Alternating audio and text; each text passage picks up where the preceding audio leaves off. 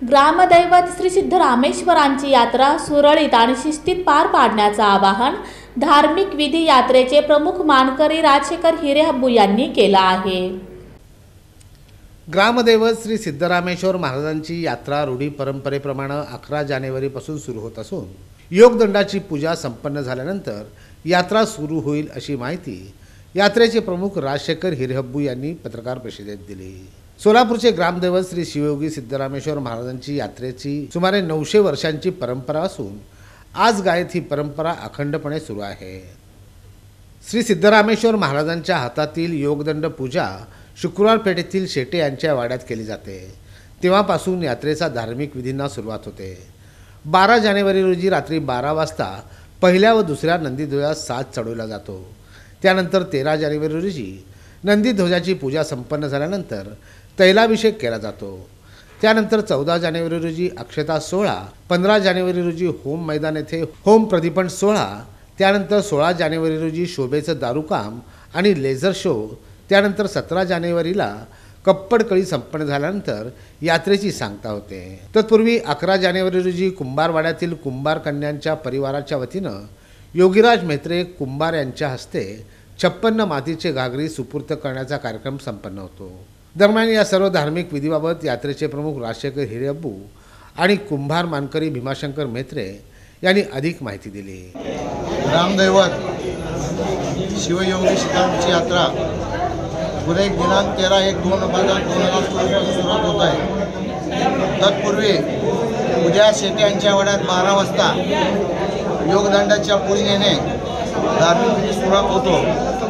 त्याच्यानंतर 12 तारखेला रात्री 12:05 मानाच्या पहिल्या आणि दुसऱ्या दिवस साज चढवण्याचा कार्यक्रम होतो। 13 तारखेला सकाळी 8 वाजता नेहमीप्रमाणे हिरेहब्बू आणि देशमुख यांच्या हस्ते पूजा होऊन नंदीध्वज मंदिराकडे मार्गस्थ होतात व त्या ठिकाणी पहिला कलेक्टरकडे आल्यापासून त्या ठिकाणी सरकारी होतो हिरेहब्बूला। त्याच्यानंतर मंदिरात पोचल्यानंतर पहिला अमृत लिंगास तैलाभिषेक करून, त्यानंतर बाकीचे लिंगास तैलाभिषेक करून, त्यानंतर योग समाधी आणि गदगीस तैलाभिषेक करून नंदीध्वज पुन्हा 68 लिंगात मार्गस्थ होतात। त्याच्यानंतर पुन्हा संध्याकाळी दुसऱ्या दिवशी नेहमीप्रमाणे 8 वाजता हिरेहब्बू आणि देशमुख यांची पूजा होऊन नंदीध्वज मंदिराकडे मार्गस्थ होतात।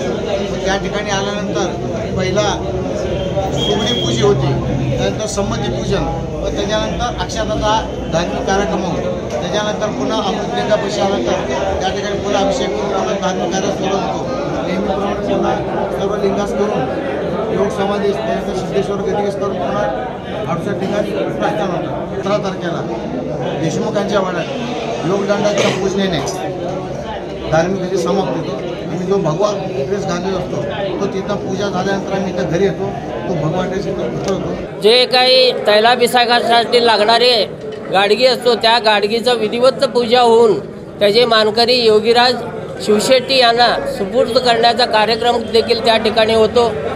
तसेच 14 तारखेला संमती कट्टा या ठिकाणी जो अक्षताचा सोहळा होतो त्या अक्षताच्या सोहळ्यामध्ये सर्व कुंभार समाजाचे मानकरी समाज बांधव मोठ्या प्रमाणामध्ये त्या ठिकाणी उपस्थित राहून त्या ठिकाणी सुगडी पूजन कार्यक्रम होतो। तसेच या यात्रेमधील कुंभार समाजाचे मानकरी योगीराज म्हेत्रे कुंभार यांना त्या ठिकाणी विडा देण्याचा कार्यक्रम देखील होत असतो।